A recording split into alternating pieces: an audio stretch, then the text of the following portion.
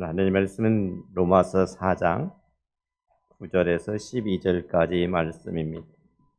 신약성경 244쪽 로마서 4장 9절에서 12절까지 같이 읽겠습니다. 그런즉 이 복이 할례자에게냐 혹은 무할례자에게도냐 무릇 우리가 말하기를 아브라함에게는 그 믿음이 의로 여겨졌다 하노라. 그런즉 그것이 어떻게 여겨졌느냐? 할례시냐 무할례시냐? 할례시가 아니요 무할례시니라. 그가 할례의 표를 받은 것은 무할례시의 믿음으로 된 의를 인친 것이니 이는 무할례자로서 믿는 모든 자의 조상이 되어 그들도 의로 여기심을 얻게 하려 하심이라. 또한 할례자의 조상이 되었나니 곧 할례 받을 자에게뿐 아니라 우리 조상 아브라함이 무할례시에 가졌던 믿음의 자취를 따르는 자들에게도 그러하니라. 아멘. 오늘은 전 세계 교회가 종교개혁 제508주년 기념주의를 지키고 있는 참으로 뜻깊은 날입니다. 그 옛날 오순절 성령 강림회에서 신약교회가 탄생되었다고 한다면은 바로 이 종교 개혁을 통해서 우리 개신교가 탄생했다라고 말할 수가 있습니다. 지금부터 508년 전 1517년 10월 9일에 이었습니다. 우리가 잘 아는 대로 이 마틴 루터라고 하는 사람이 그 당시 로마 카톨릭이 무엇이 잘못된지 조목조목 그 항목을 적어서 95개조의 항목에 적습니다. 그리고 자기가 성경을 가르치고 있던 독일의 비텐베르 대학의 정문에 게시판에 대자보를 붙입니다. 이것을 발단으로 이제 종교개혁 운동이 본격적으로 시작이 됩니다. 우리는 마틴 루터가 그때 작성한 95개조의 근본 정신을 크게 세 가지로 요약할 수가 있습니다. 오직 성경, 오직 은혜, 오직 믿음이라고 하는 것이죠. 그 위에 이제 칼빈이 종교개혁에 일으켜서 특별히 이제 종교개혁에 가면은 5가지 강령이 있다라고 말합니다. 그것이 바로 오직 성경, 오직 은혜, 오직 믿음, 오직 예수, 오직 하나님께만 영광이라고 하는 것입니다. 오직 믿음이라고 하는 것은 무엇입니까? 사람이 의롭다 하심을 얻을 수 있는 길은 무엇이겠습니까? 오직 믿음 한 길밖에 없다는 것입니다. 내가 잘나서 내 행위로 의롭다 하심을 받는 것이 아니라 믿음 한 가지밖에 없다는 것입니다. 그것도 하나님의 은혜가 있어야만이 가능하다는 것입니다.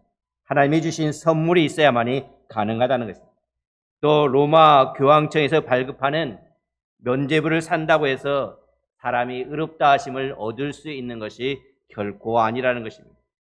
그 당시 로마의 교황이었던 레오 10세는 로마에 있는 베드로 성당을 짓기 위해서 재정이 부족하니까 그 재정을 충당하기 위해서 사람들에게 면죄부, 곧 속죄표를 팔기 시작합니다.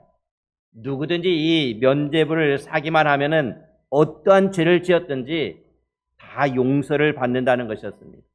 뿐만 아니라 죽은 조상들을 위해서 면죄부를 사게 되면 면죄부를 사는 바로 그 순간에 연옥에 있는 조상이 천국으로 올라간다는 허무맹랑한 궤변을 로마 교황청에서 늘어놓았습니다.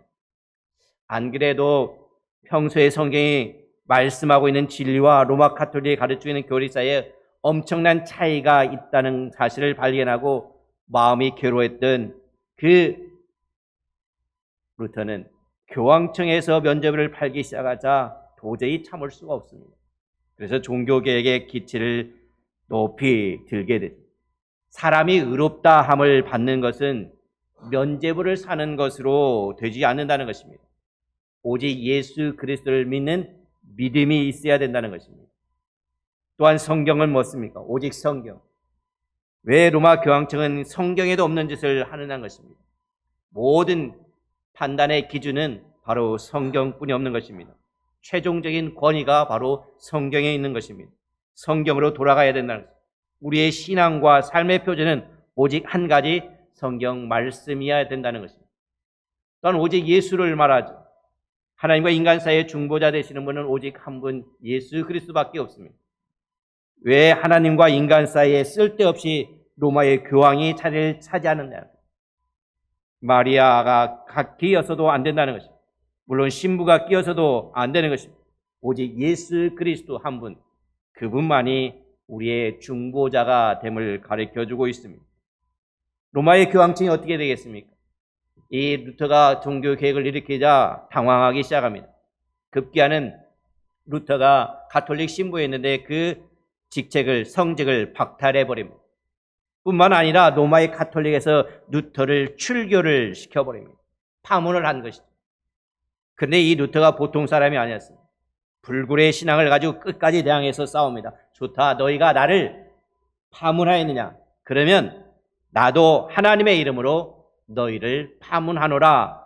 자기가 직접 그래서 작곡한 찬송을 부르며 싸웁니다. 우리가 아까 부른 내주는 강한 성이요 방패와 병기 대신, 이 찬송을 힘차게 부르면서 로마 카톨릭하고라는 거대한 조직에 대항해서 진리를 위해서 힘껏 싸우게 되는 거예요. 종교개혁 운동은 이 요원의 불길처럼 전 유럽에서 이제 계속해서 번져나갑니다. 그래서 스위스에서는 쯔뱅길리, 스코틀랜드에서는 존 락스 같은 사람, 프랑스에서는 존 칼빈이 계속해서 종교개혁의 봉화를 높이 들어 올리게 됩니다.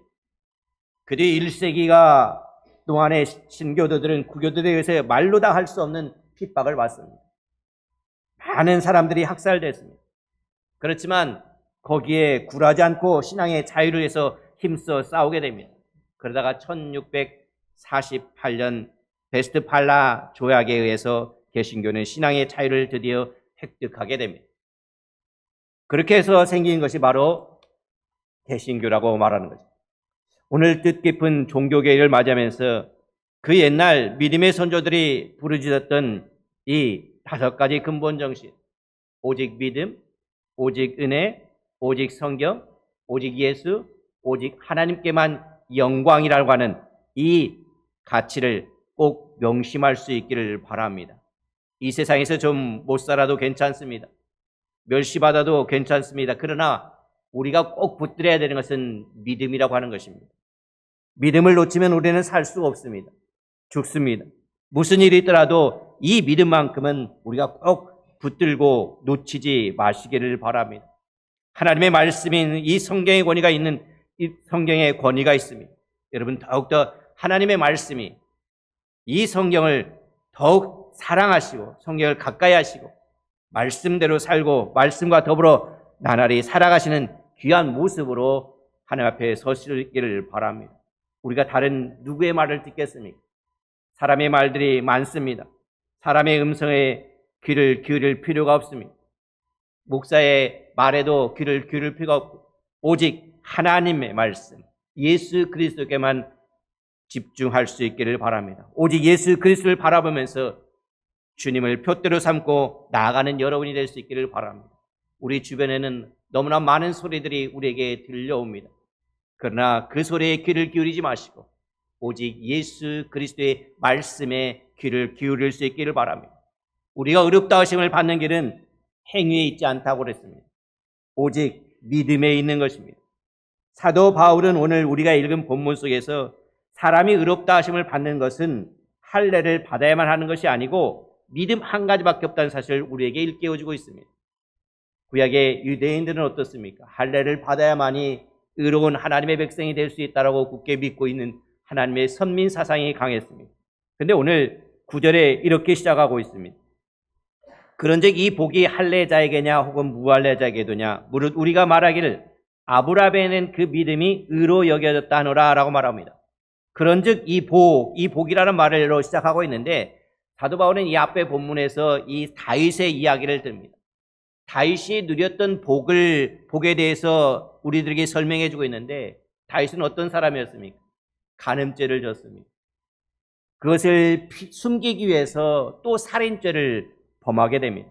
그러니까 다윗이 자기 마음속에 죄를 품고 있을 때 얼마나 괴롭겠습니까? 그것 때문에 온종일 신음을 합니다. 뼈마디가 녹아내리는 듯한 아픔이 있었습니다. 몸속에 있는 진액이 다 빠져나가는 듯한 괴로움이 다윗에게 있었습니다. 이렇게 다윗이 고통을 당하고 있을 때 나단 선지자의 도움을 받습니다. 자기의 죄를 하나님 앞에 자복하고 철저히 다윗은 회개를 합니다. 그때 하나님께서 다윗의 모든 죄를 다 용서해 주셨습니다. 사죄의 은총을 허락하신 것이죠. 다윗의 모든 불법을 다 사해 주셨고 그의 죄를 덮어 주셨고 그 죄를 가려 주셨습니다. 다윗은 모든 불법을 다 사해 준 그 하나님께 감사했죠. 다윗의 죄를 하나님은 더 이상 인정하지 않을 뿐만 아니라 오히려 그것을 의롭다 여기셨습니다. 자기를 짓누르고 있는 죄의 그 중압감에서 벗어나서 참 자유함을 누리게 되었을 때 그 감격과 그 기쁨, 그 행복이 얼마나 컸겠습니까? 말로 표현하기 어려울 것입니다. 우리는 모두가 다 그런 것을 경험했을 것입니다. 우리가 처음 예수님을 만났을 때 나의 모든 죄를 짊어지고 하신 그 예수님 앞에 내 죄가 사함받았다는 그 사실이 얼마나 기쁘고 얼마나 감격스럽습니까? 그 사실 때문에 눈물 콧물 흘리며 하나님 앞에 감사했던 그런 경험들이 있었을 것입니다. 체험하지 못한 사람들은 제대로 이해하기 어렵겠죠. 그런데 지금 사도 바울이 본문 9절에서 이렇게 질문을 하고 있습니다. 바로 그 다윗이 누린 이 복이 할례자에게만 해당되는 것이냐? 그렇지 않으면 할례 받지 않은 이방인들에게도 이방인들이라도 그것을 경험할 수 있느냐 하는 것입니다. 유대인들은 할례를 받아야만이 의롭게 된다고 분명히 알고 있는데 할례를 받아야만 되느냐? 아니면 할례를 받지 않아도 되느냐 하는 질문입니다. 물론 다윗이 누린 이 행복은 다윗 한 사람에게만 국한되는 것은 결코 아니었습니다. 왜냐하면 다윗보다 훨씬 이전에 아브라함도 똑같은 죄 용서함, 사죄의 은총을 누리고 믿음으로 의롭다 하심을 받았기 때문에 그렇습니다. 그래서 9절 하반부가 우리에게 설명을 해주고 있죠. 무릇 우리가 말하기를 아브라함에게는 그 믿음이 의로 여겨졌다 하노라 라고 말합니다. 아브라함도 믿음으로 의롭다 하심을 받았다는 것입니다. 사죄의 은총을 똑같이 누렸다는 것입니다. 그러면 아브라함이 믿음으로 의롭다 하심을 받은 것은 할례를 받기 이전일까요? 아니면 할례를 받고 난 후일까요? 이런 질문이 우리에게 또 물어보는 질문이 될 것입니다. 그러니까 사도 바울은 그것을 10절에서 이렇게 설명을 합니다. 그런즉 그것이 어떻게 여겨졌느냐? 할례시냐 무할례시냐? 할례시가 아니라 무할례시니라. 그러니까 아브라함이 믿음으로 의롭다 하심을 받은 것은 언제냐는 것입니다. 바울은 대답은 분명하죠. 할례시가 아니라 무할례시다라고 말합니다. 그러니까 아브라함은 할례 받지 않은 상태에서 이미 다윗이 누렸던 그 복을 누렸다는 것입니다. 그러니까 사죄의 은총은 의롭다 하심을 받는 것은 할례자에게만 해당되는 것이 아니라 무할례자인 우리들에게도 똑같이 해당된다는 것입니다. 구약 성경을 읽어보면 이것이 분명합니다. 아브라함이 믿음으로 의롭다 하심을 받을 때가 창세기 15장 6절에 등장하고 있습니다. 아브라함이 여호와를 믿으니 여호와께서 이를 의로 여기셨느니라 라고 말합니다. 그러니까 그리고 나서 그 15장 뒤에 16, 17장에 가면은 바로 이때 아브라함이 비로소 하나님께서 말씀하신 대로 할례를 받는 그 모습이 등장하고 있습니다.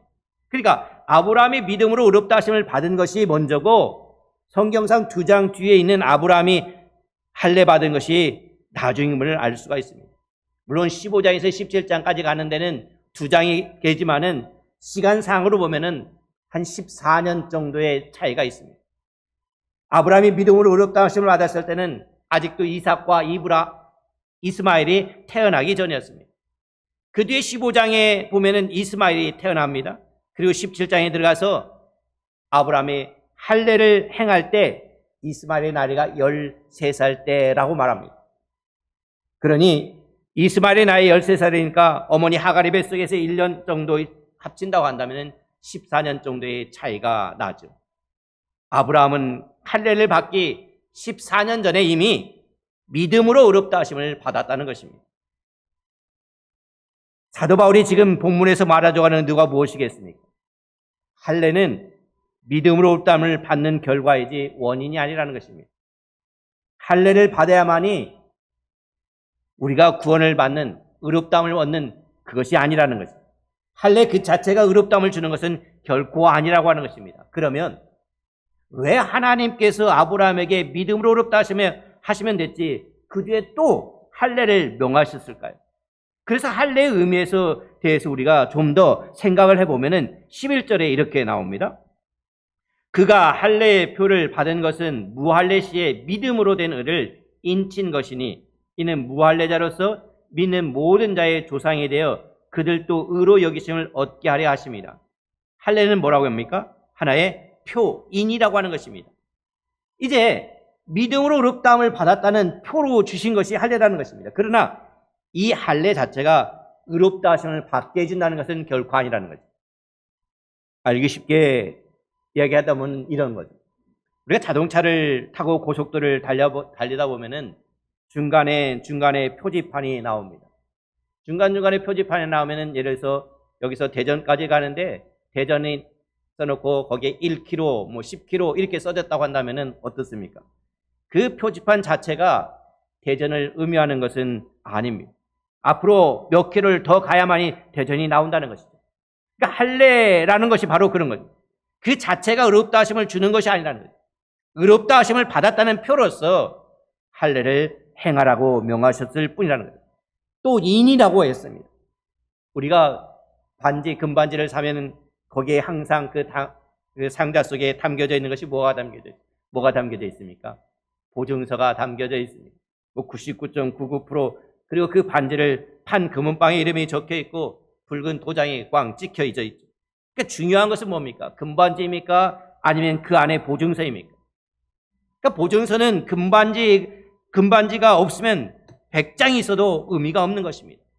금반지가 있을 때 보증서가 의미가 있는 것입니다. 마찬가지로 할례라고 하는 것은 믿음으로 의롭다 하심을 얻은 표요인으로 주신 거라는 거예요. 그 자체를 행한다고 해서 우리가 의롭다함을 얻는 것은 결코 아니라고 하는 것입니다.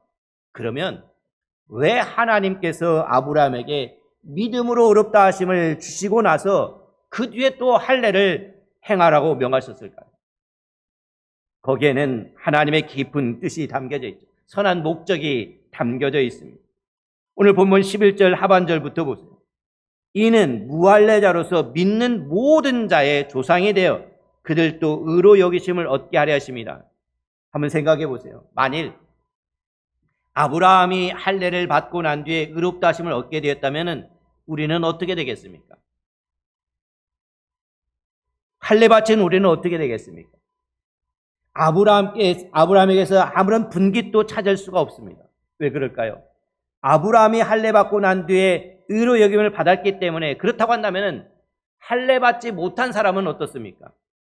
여전히 의롭다 하심을 얻을 수가 없게 되는 거죠. 하나님은 그렇게 하지 않으셨다는 거예요. 하나님은 아브라함을 하여금 할례 받지 않고서 예수 그리스도를 믿는 우리들의 믿음의 조상이 되게 했다는 거예요. 그래서 우리들도 할례를 받지 않았지만은 예수 그리스도를 믿음으로 말미암아 의를 얻을 수 있는 그 길이 열려진 것이죠. 예수 그리스도를 믿는 우리들의 믿음의 조상이 되게 아브라함을 만드셨다는 거예요. 그래서 우리는 아브라함의 후손이 되었죠. 뿐만 아니라 우리의 조상 아브라함의 믿음으로 의롭다 하심을 받은 것처럼 우리들도 믿음으로 의롭다 하심을 받을 수 있는 길을 우리에게 활짝 열어놓은 것입니다. 그러면서 그것뿐만 아니라 12절에 이렇게 말합니다. 또한 할례자의 조상이 되었나니 곧 할례 받을 자에게 뿐만 아니라 우리 조상 아브라함이 무할례 시에 가졌던 믿음의 자취를 따르는 자들에게도 그러하리라. 거꾸로 한번 생각해 보십시오. 그럼 유대인들에게는 어떻게 했습니까? 아브라함이 믿음으로 의롭다 하심을 받았습니다. 그 뒤에 계속해서 할례를 받지 않았다면 어떻게 되겠습니까? 이번에는 할례 받은 유대인들이 큰일 날 뻔합니다. 아브라함과 할례 받은 유대인들과는 아무런 상관이 없게 되어버립니다. 할례 받은 유대인들이 할례 받지 못한 아브라함을 조상으로 섬길 이유가 없어지고 마는 것이죠. 하나님은 그렇게 하지 않으셨다는 것입니다. 아브라함으로 하여금 할례를 받게 함으로 말미암아 할례 받은 유대인들의 조상이 되게 하셨다는 것입니다.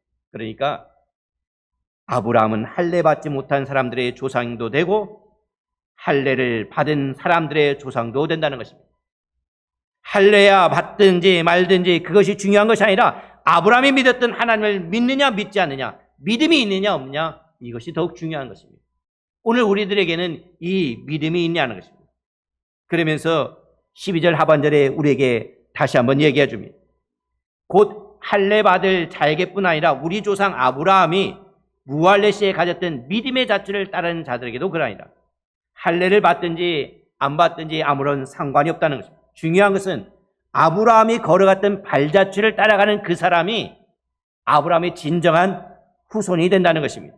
그리고 그 조상 아브라함이 믿음으로 의롭다 하심을 받은 것처럼 그 사람도 역시 믿음으로 의롭다 하심을 받을 수 있다는 것을 분명하게 이야기해 주고 있습니다. 그러니까 다른 것은 다 놓쳐도 되지만 꼭 놓쳐서는 안 되는 것이 무엇이겠습니까? 바로 믿음인 것입니다. 우리가 한 가지는 붙들어야 되는데 그 한 가지가 바로 뭐냐면 믿음인 것입니다. 이 믿음을 우리가 놓쳐서는 결코 안 되는 것입니다. 하나님 나라에 가는 거 내가 잘나서 내 힘으로 내 공로로 들어가는 것이 결코 아니라는 것입니다. 하나님의 은혜, 오직 하나님의 은혜뿐인 것입니다. 우리는 그리스도 예수 안에 있는 구속으로 말미암아 하나님의 은혜로 값없이 의롭다 하심을 받은 자들입니다. 하나님의 은혜로 살아가는 것입니다. 하나님께서 어떤 사람에게 은혜를 베풀어 주셨겠습니까? 이 세상의 모든 사람들에게 은혜를 베풀어 주셨겠습니까? 아마 기회를 다 주셨겠죠. 그러나 우리가 이 은혜를 받아 누리기 위해서는 우리에게 그것을 받을 수 있는 그릇이 준비되어야 되는 것입니다. 그것이 무엇이겠습니까? 바로 믿음인 것입니다. 믿음이라고 하는 것은 눈에 보이는 것은 아는 것이죠. 눈에 보이지 않습니다. 눈에 보이지 않는 것을 내가 확실하게 여기는 거죠. 그래서 오늘 로마서 4장 5절에 이렇게 말합니다. 이를 아니할지라도 경건치 아니한 자를 의롭게 하시는 이를 믿는 자에게는 그의 믿음을 의로 여기시나니. 그러니까 그의 믿음을 의로 여기신다라고 말합니다. 그러니까 일을 했느냐 안 했느냐 그것을 따지지 않습니다. 내가 하나님 앞에서 얼마나 경건하게 살았느냐 경건치 못하게 살았느냐 그것을 따지는 것이 아닙니다. 하나님은 우리에게 요구하는 것이 무엇입니까? 믿음, 오직 믿음인 것입니다. 그러므로 하나님께서 나를 보실 때 지금 네가 나를 믿고 있느냐 그 믿음을 보신다는 거예요. 믿음이 없이는 하나님 아버지를 기쁘게 해드릴 수가 없습니다.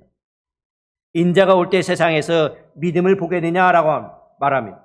예수님이 요구하시는 것도 역시 믿음인 것입니다.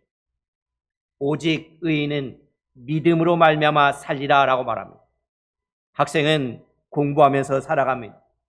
농부는 농사를 지으면서 살아갑니다. 일하는 사람은 일하면서 살아가죠. 성도는 무엇으로 살아갑니까? 믿음 한 가지로 사는 것입니다. 다른 것은 다 잊어버려도 괜찮습니다. 그러나 오직 믿음 이 한 가지만을 꼭 붙들고 사는 여러분이 될 수 있기를 바랍니다. 이 뜻깊은 종교 계획주의를 맞이해서 저와 여러분의 믿음이 더욱더 깊어지고 커지고 돈독해지는 귀한 은혜가 다 있기를 바랍니다. 특별히 이 한길교회는 이 종교 계획을 기념하기 위해서 이 건물 예배당을 짓고도 주춧돌에 바로 그 종교 계획주의의 머릿돌이 날짜가 새겨져 있습니다. 그만큼 우리들은 그 정신을 이어받고 있습니다. 그러므로 우리는 오직 믿음, 오직 은혜, 오직 성경, 오직 예수, 오직 하나님께만 영광을 돌리는 그런 삶을 계속해서 이어갈 수 있기를 바랍니다. 이 믿음의 통로가, 이 믿음의 길이 나로 인해 멈추지 않기를 간절히 소망합니다. 기도하겠습니다. 하나님 아버지, 은혜를 감사합니다. 일하는 것도 없고 하나님 앞에서 경건하게 살지도 못했지만 하나님을 믿는 믿음 하나를 보시고 저희들을 의롭게 여겨주심에 감사를 드립니다. 우리가 의롭다 하심을 얻게 된 것은 내가 무슨 일을 해서도 아니요 오직 예수 그리스도 안에 있는 구속으로 말미암아 하나님의 은혜로 값없이 의롭게 여겨진 것을 우리가 한시라도 잊지 않도록 도와주시옵소서. 이것을 생각하면서 늘 겸손한 마음으로 살아갈 수 있게 인도하여 주시고 하나님의 크신 은혜를 잊지 않고 언제나 감사하는 마음으로 살아가는 한길의 성도들이 될 수 있도록 인도하여 주시옵소서. 믿음이 없이는 아버지를 기쁘시게 못한다고 했습니다. 비록 우리들의 믿음이 지금은 겨자씨만큼 작다 할지라도 우리의 믿음에 생명력을 불어넣어 주시옵소서. 그래서 날이 가고 달이 가면서 우리의 믿음이 주님 앞에서 더욱 강하게 돈독해질 수 있도록 우리 하나님께서 도와주시옵소서. 우리 한길의 모든 성도들에게 하나님 은혜 위에 은혜를 더하여 주시옵소서. 감사하며 하나님께 영광 돌리는 귀한 성도들이 될 수 있도록 인도하여 주시옵소서. 감사하며 우리 주 예수 그리스도 이름으로 기도하였습니다. 아멘. 지금은 이 교회의 머리가 되시며 길과 진리와 생명이 되신 예수 그리스도의 구속 은총과 하나님 아버지의 무한하신 사랑과 성령의 감화 감동 역사하심이 그리스도의 피로 값주고 세워주신 이 교회가 날마다 개혁되기를 소망하며 오직 믿음, 오직 은혜, 오직 성경, 오직 예수, 오직 하나님께만 영광을 돌리기로 결단하는 모든 성도들과 그들의 가정과 그들의 사업터 위에 지금부터 영원히 함께 하시기를 우리 구주 예수 그리스도의 이름으로 간절히 축원하옵나이다. 아멘.